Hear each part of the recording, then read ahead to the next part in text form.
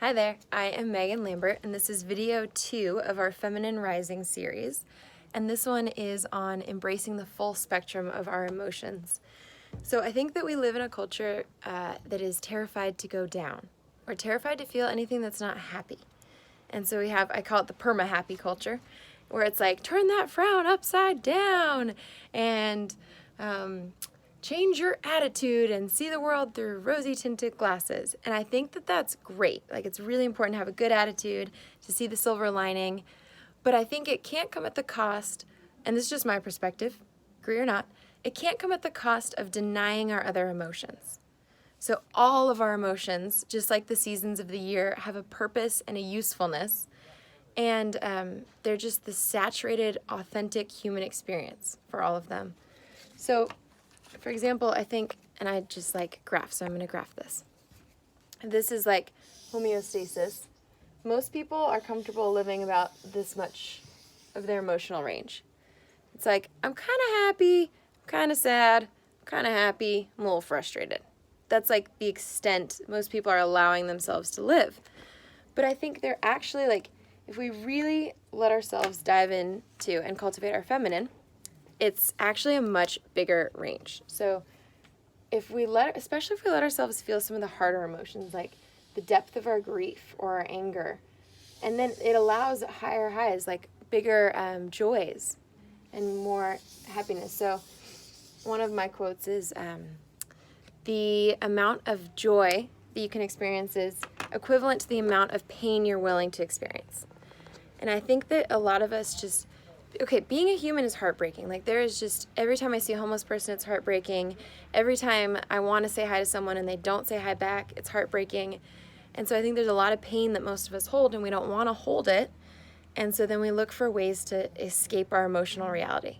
And we can escape through shopping or romance or drugs or alcohol or working too hard. And so there's many ways we escape the natural pain of being human because we're terrified of it. But there's actually a lot of beauty in it. So, for example, when I feel grief, like deep sadness, then it's like on the other side of it is relief. It usually means that I'm letting go of something that I no longer need to hold on to. Like when I moved recently, you think you move, it's exciting, and it is, but it also comes with grief because I was sad about leaving behind my old place. And there had to be space in my heart for me to express that sadness in order to let in the happiness that was coming with the new change. Like, both had to be true. Or, for example, when I get angry, like, oh my gosh, anger is one that I've just recently realized I'm allowed to have and have, because for a long time I grew up with the feeling like, be rational, be logical, like, don't get angry. But anger is so useful because it helps me set boundaries. So, for example, I got angry about something. My partner came home later than he said he would, and I got mad about it. But then I tried to be nice at first. I was like, oh, it's fine. Like, he didn't mean to. Like, he was busy. But then at one point I was just like, no. Like, I stayed up waiting for you. That's not okay. And in that, like, he could feel the intensity of it and how much it meant to me. Because it meant to me, like, I had stayed up waiting for him. It meant a lot to me. And then he knew what was true.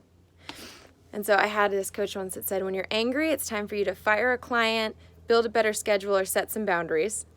If you're sad, it's time to let go of something.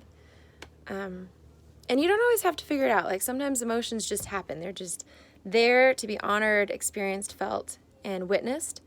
And then sometimes they're useful because they're there because it's telling you that something is needed in your life. And so if you're courageous and let yourself sit and feel it, that can help a lot.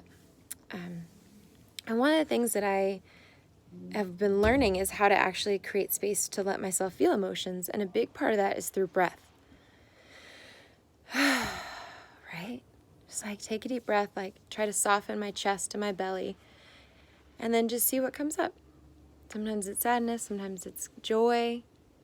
That's the other thing I realized is, like, if I'm not running from my feelings, then oftentimes my natural state is joy. Like, that is just often my natural state because I'm not running anymore from myself. So The question I'm going to leave you with is, what emotions are you comfortable with, and which ones are you not comfortable with? And then the ones you're not comfortable with, what is it that they're trying to teach you?